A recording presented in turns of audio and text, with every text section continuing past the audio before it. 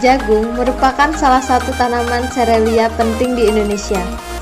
Selain sebagai tanaman bahan pangan pokok pengganti beras dalam upaya diversifikasi pangan, jagung juga merupakan pakan ternak. Namun, budidaya tanaman jagung tidak terlepas dari masalah penyakit yang menyebabkan produksi tanaman jagung menjadi menurun. Salah satu penyakit yang menyerang tanaman jagung di Indonesia adalah penyakit bulai yang disebabkan oleh jamur Peronosklerospora maydis.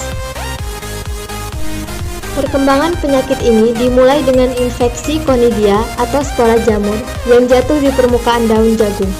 Conidia tersebut kemudian berkembang dan masuk ke dalam jaringan tanaman muda melalui stomata dan selanjutnya berkembang hingga ke titik tumbuh tanaman.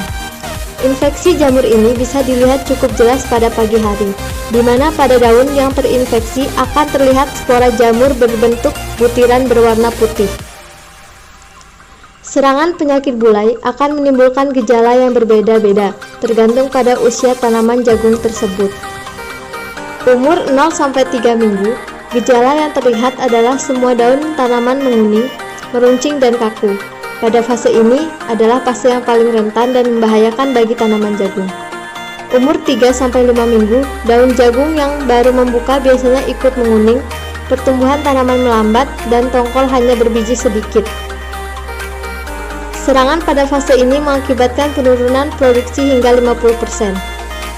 Umur di atas 5 minggu, atau pada fase generatif, gejala yang ditunjukkan berupa daun mengalami klorosis.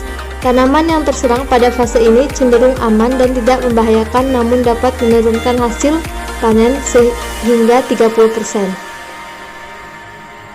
Serangan bulai ini akan meningkat pesat pada kondisi lingkungan yang lembab, sifat tanah yang liat, serta pada curah hujan dan pemupukan nitrogen yang tinggi. Berikut merupakan langkah-langkah untuk pencegahan dan pengendalian penyakit bulai. Yang pertama, memastikan usia tanaman di waktu yang tepat. Yang kedua, melakukan pergiliran tanaman. Yang ketiga, perlakuan benih dengan fungisida. Yang keempat, melakukan pengamatan rutin.